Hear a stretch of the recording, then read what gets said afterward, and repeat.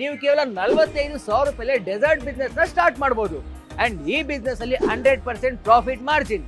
ಅಂದ್ರೆ 10,000 ರೂಪಾಯಿ ಇನ್ವೆಸ್ಟ್ ಮಾಡಿದ್ರೆ 10,000 ರೂಪಾಯಿ ಪ್ರಾಫಿಟ್, 1 ಲಕ್ಷ ಇನ್ವೆಸ್ಟ್ ಮಾಡಿದ್ರೆ 1 ಲಕ್ಷ ಪ್ರಾಫಿಟ್. ಯಾಕಂದ್ರೆ ಇನ್ವೆಸ್ಟ್ಮೆಂಟ್ ಅಲ್ಲಿ ಜಾಸ್ತಿ ದುಡ್ಡು ಎಲ್ಲಿ ಹೋಗುತ್ತೆ ಸರ್ ಇದರಲ್ಲಿ? ಸರ್ ಜಾಸ್ತಿ ದುಡ್ಡು ಎಲ್ಲಿ ಹೋಗುತ್ತೆ ಅಂದ್ರೆ ಫ್ರೂಟ್ಸ್ ಗೆ ಹೋಗುತ್ತೆ ಸರ್. Okay. ಯಾಕಂದ್ರೆ ಅದು 1-2 ಡೇಸ್ ಅಷ್ಟೇ.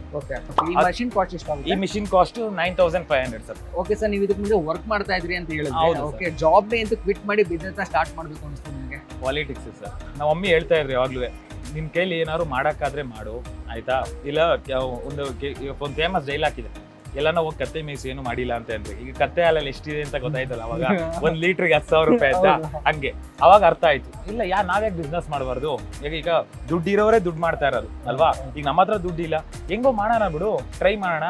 ಈಗ ಎಷ್ಟು ದಿನ ಅಂತ ನಾನು ಬೇರೆಯವ್ನ ಕೈ ಕೆಳಗಡೆ ಕೆಲಸ ಮಾಡ್ಕೊಂಡೇ ಇರಲಿ, ಅವ್ನು ಯಾವಾಗ್ಲೂ ಬೆಳ್ಕೊಂಡು ಹೋಯ್ತಾನೆ ಇರ್ತಾನೆ, ನಾವು ಒಂದು ಕಂಪ್ನಿ ಬೆಳೆಸ್ತಾ ಇರ್ತೀನಿ ಹೊರತು ನಾನಂತೂ ಉದ್ದಾರ ಆಗಲ್ಲ. ನಮ್ ದರ್ಶನ್ ಸರ್ ಒಂದು ಮಾತು ಹೇಳ್ತಾರೆ, ಕಂಪ್ನಿಲಿ ಇಲ್ಲಿ ಕೆಲಸ ಮಾಡ್ತಿರ್ತಾನೆ, ಅವನು ಬೈಯಕ್ ರೈಟ್ಸ್ ಇರುತ್ತೆ, ಹೋಗೋಲ್ಲ ಹಂಗೆ ಹಿಂಗೆ ಅಂತ ಬೈಯಕ್ಕೆ. ಅದೇ ಅವನು ಅಂಗಡಿ, ಅದೇ ಕಂಪ್ನಿ ಆಚೆಗಡೆ ಒಂದು ಪಾನಿಪುರಿ ಗಾಡಿ ಹಾಕೊಂಡ್ರು ಅವ್ನು ರಾಜನ್ ತರ ಇರ್ಬೋದು ಅಂತ ಹೇಳ್ತಿರ್ತಾರೆ ನಮ್ ದರ್ಶನ್ ಸರ್ ಅವಾಗ ಅದ ಇಂಟರ್ವ್ಯೂ ಎಲ್ಲ ಕೇಳಿ ಇನ್ಸ್ಪೈರ್ ಆಗಿ ಮಾಡಿರೋದು ಸರ್ ಬಿಸ್ನೆಸ್ ಇದು.